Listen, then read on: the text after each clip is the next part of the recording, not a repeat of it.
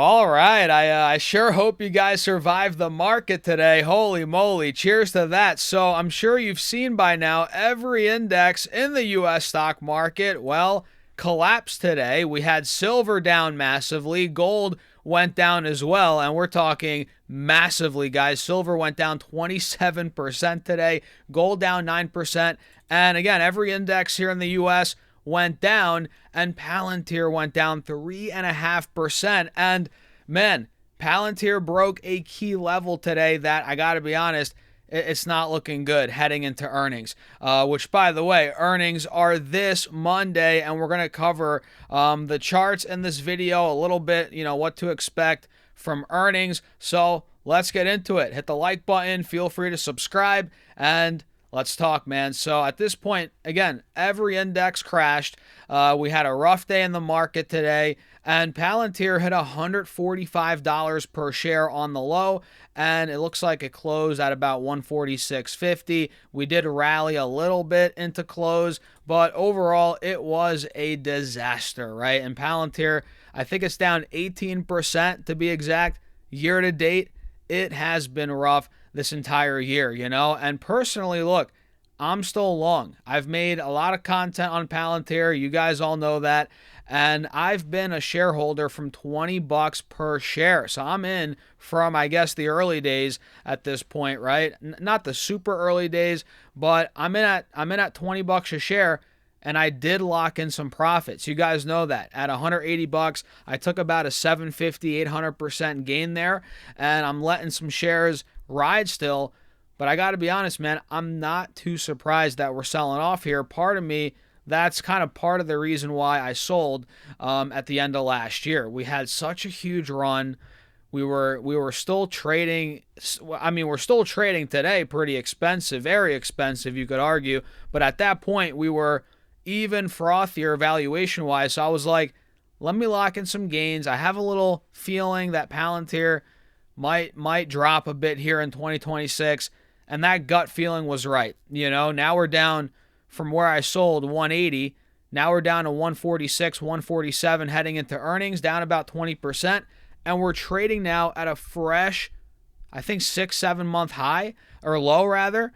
It's at the same spot it was at back in June. You know what I mean? So it's not great, man. It's not great technically speaking, but there is upside here. Let me explain.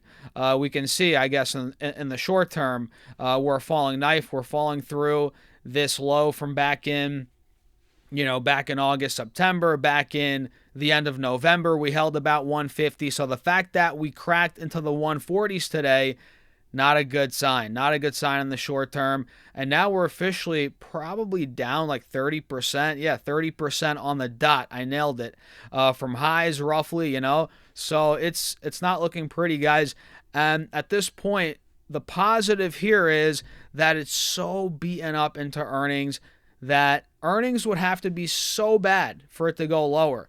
So I think the positive here is earnings come in pretty strong. If they do, we could get a nice rebound in the stock. Not back to, I'm not saying it's going to go back to 180 or 190, but could we get a rebound back to 155, 160?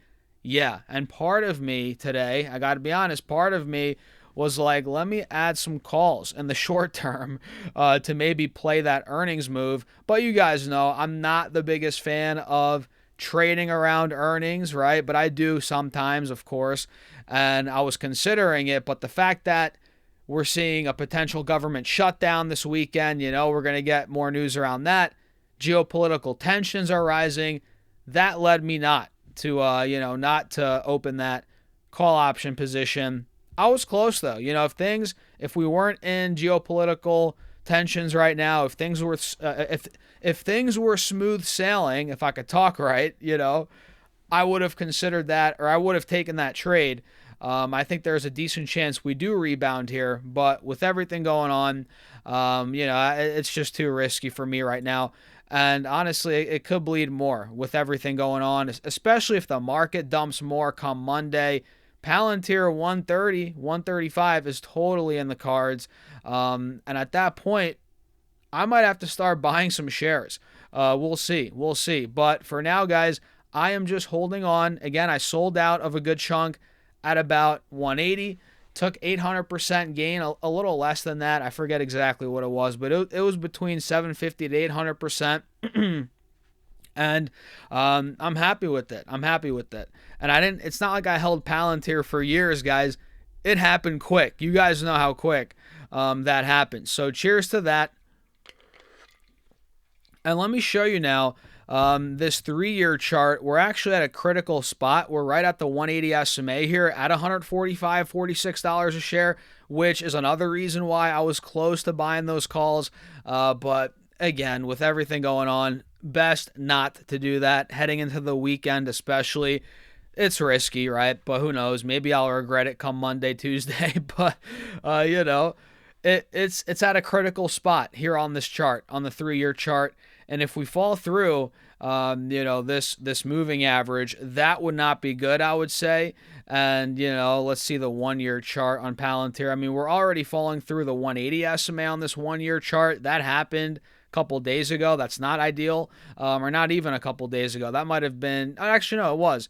Either way, at this point, I'm telling you guys, if earnings come in hot, guidance is hot, I think we're due for a rebound. But everything going on leads me to be a little nervous here. So, yeah, I'm not doing anything crazy earnings-wise. For Palantir here, and analysts overall are kind of in the same boat as me. We're not seeing any crazy moves. We have 16 hold ratings on the stock. We have 6 buy ratings, 1 strong buy. Looks like a couple sell, a couple underperform, with the average price target on the street being 189. And at this point, guys, Palantir has come down so much that it was trading. You guys know, I mean, we've been tracking the stock for a while. It was trading near the top of the analyst price targets for months, all of 2025 pretty much. It was near the top of the price targets, and now it's in the middle. That's pretty crazy, man. It's come down a lot. And the low price target's 50. The high against 255. The average is 189. Now we're at 146 per share. And let's see what a lot of these top analysts are saying. Loop Capital has a buy rating on the stock, $180 price target. That was from back in August. Wedbush has a $200 price target, buy rating or outperform rating. We can see B of A Securities buy rating 255. So they're the most bullish on Wall Street, guys. B of A Securities 255. That's pretty insane. Jefferies, let's see, $60. Oof, man, Jefferies is very bearish. Piper Sandler overweight 225. Citigroup buy 235. We have RBC Capital very bearish, $50 with an underperform. So that's what we're looking at there heading into earnings when it comes to the analysts. But of course, you got to take that with a grain of salt. And they are projecting 62% revenue growth for the quarter here. So the average estimate is $1.34 billion. A year ago, they did $827 million. So that's 62% growth projected. And when we're looking at EPS, average estimate is 23 cents. A year ago, they did 14 cents. And let's see, the high estimate is 27, the low is 21 cents. So overall, guys, 62% growth is good for Palantir, but is it enough to support the valuation, which that's always been a concern, right? Even last year. But last year, the market really didn't give a crap about the valuation. It didn't seem like that was the case, right? The market didn't care. It kept going, but now we're seeing a little rotation here in some stocks. The market's broadening a little bit. We're getting money out of the AI names, not completely, obviously, but we're seeing some money flow out.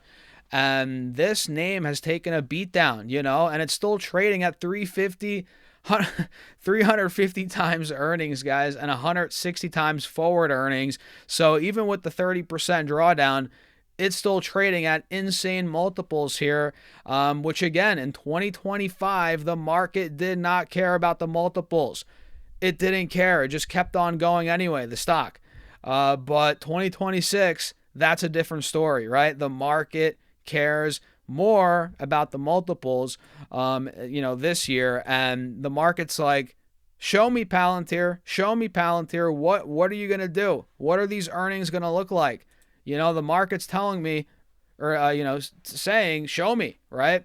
And if Palantir comes in hot, right, like we said earlier in the video, I think we could see a huge rebound, which again is why I was like, oh, let me buy these calls, but it's like too risky with what's going on geopolitically over the weekend. Who knows what's going to happen, right? So, and you can always, for me, it's like I can always take the trade Monday, right? We'll see though. So that's pretty much it. A little wrap up here. It's 4:30. Markets closed about 20-30 minutes ago, and it was a rough day. S&P went down 0.5%, which it was way worse. So it looks like we did see a little run to wrap up the day. But guys, it was rough earlier.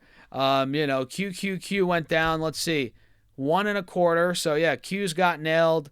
Dow 0.4, Russell down about 1.5.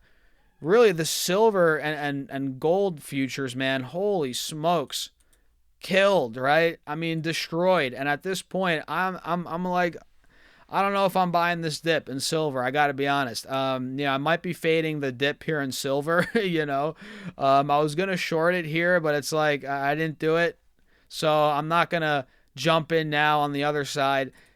I don't know. I think there could be a little more work for this to do. It might chop around a little bit over the weekend, and we'll see come Monday. And the thing is, guys, we'll wrap it up with this. When you're trading, when you're running your own portfolio, when you're investing money for yourself, which is what I'm doing, right? I've been doing it for years.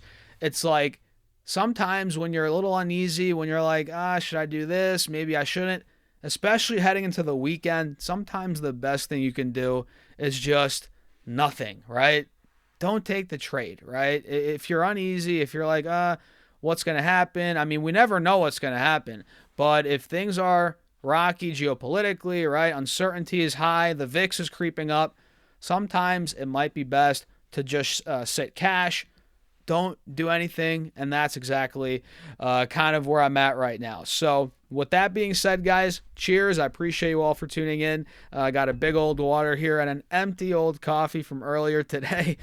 So yeah, let me know your thoughts and join the Patreon. If you guys want to keep up with my portfolio updates, my private Discord, all that is linked down below, pinned in the comments, or go to stocksurfs.com/Patreon. And I actually just posted my end of the week portfolio update earlier today. It's live. Check it out. And with that being said, cheers. I'll see you all in the next video. Have a great weekend.